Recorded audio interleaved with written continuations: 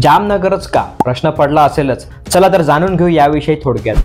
नमस्कार, मी आपणा सर्वांचे परत एकदा एका माहितीपूर्ण व्हिडिओमध्ये स्वागत करतो। सध्या इंटरनेटवर जोरदार चर्चा सुरू आहे, ती म्हणजे अनंत अंबानींच्या प्री वेडिंगची। संपूर्ण सोशल मीडिया याच न्यूजने व्यापून गेला आहे। अनंत अंबानी आणि राधिका मर्चंट यांची प्री वेडिंग पार्टी गुजरातच्या जामनगर येथे 1 ते 3 मार्च दरम्यान आयोजित करण्यात आली होती।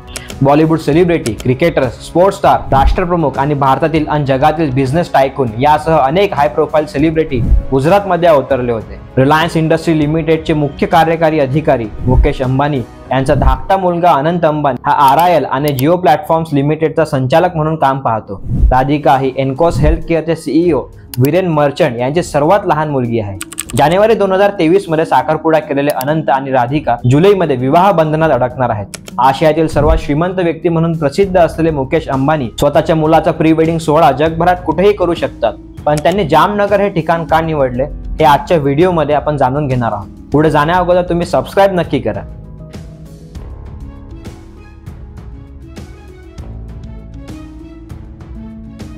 तसं बघायला गेलं तर अंबानी कुटुंबाचा जामनगरशी अर्थपूर्ण संबंध आहे। मुकेश अंबानी यांची आई कोकिलाबेन अंबानी यांचा जन्म जामनगरमध्येच झाला। इतकेच नव्हे तर धीरूभाई अंबानी यांनी रिलायन्स इंडस्ट्रीची स्थापना सुद्धा जामनगरमधूनच केली। परंतु हे एवढ्यापुरतेच मर्यादित कारण नाही। पंतप्रधान नरेंद्र मोदींच्या वेड इन इंडियाच्या आव्हानाने प्रेरित होऊन इथे प्री वेडिंग शूट आयोजित केल्याचं स्वतः अनंत सांगतात। मोदींनी नोव्हेंबरमध्ये मन की बात संबोधित करताना भारतीयांनी डेस्टिनेशन वेडिंगच्या बाबतीत घराजवळचे ठिकाण निवडण्याचे आवाहन केले होते। आपण भारतीय भूमीवर भारतातील लोकांमध्ये विवाहाचे सोहळे साजरे केले तर देशाचा पैसा देशातच राहील, असं पंतप्रधान नरेंद्र मोदी म्हणाले होते। पण यामागे सर्वात मोठं कारण म्हणजे शक्ती प्रदर्शन असे म्हटल्यास चुकीचे ठरणार नाही। जगभरातील सर्व हाय प्रोफाईल्स व्यक्तींना एकंदरीत एका ठिकाणी गोळा करून भविष्याचे वेध नक्कीच साधले गेले असावे। त्याला जोड फक्त जामनगरची मिळाली। जामनगरच का तर ते बघू। अंबानींनी 1999 मध्ये गुजरातमधील जामनगरमध्ये जगातील सर्वात मोठी ऑइल रिफायनरी सुरू केली, जिची क्षमता दिवसाला 1.4 मिलियन ऑइल साठवण्याची आहे। जगातील कोणतीही रिफायनरीमध्ये एवढी ताकद नाही। ही रिफायनरी 7500 एकरमध्ये पसरली आहे। इथूनच हे ऑइल भारतात आणि भारताबाहेर पोहोचवलं जातं। अरामको ही ऑइल बिझनेस मधील आघाडीची कंपनी सुद्धा अंबानी सोबत पार्टनरशिप करू इच्छिते। रिफायनरीच्या आजूबाजूला संपूर्ण परिसर हिरवागार आहे। याला गुजरातचा ग्रीन बेल्ट म्हणून सुद्धा ओळखलं जाते। कोणताही इंडस्ट्रियल प्रोजेक्ट सुरू करताना पर्यावरणाचा विचार करणं गरजेचं असतं। त्यामुळे रिफायनरीच्या आजूबाजूचा संपूर्ण परिसर झाडे लावून हिरवागार केला आहे।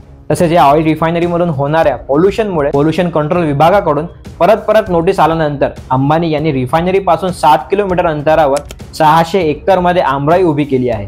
इथे पिकलेला आंबा जगभरात निर्यात केला जातो। अनंत अंबानी यांनी अलीकडेच रिलायन्सच्या जामनगर रिफायनरी कॉम्प्लेक्समध्ये वन्यजीव संरक्षण प्रकल्पाची घोषणा केली।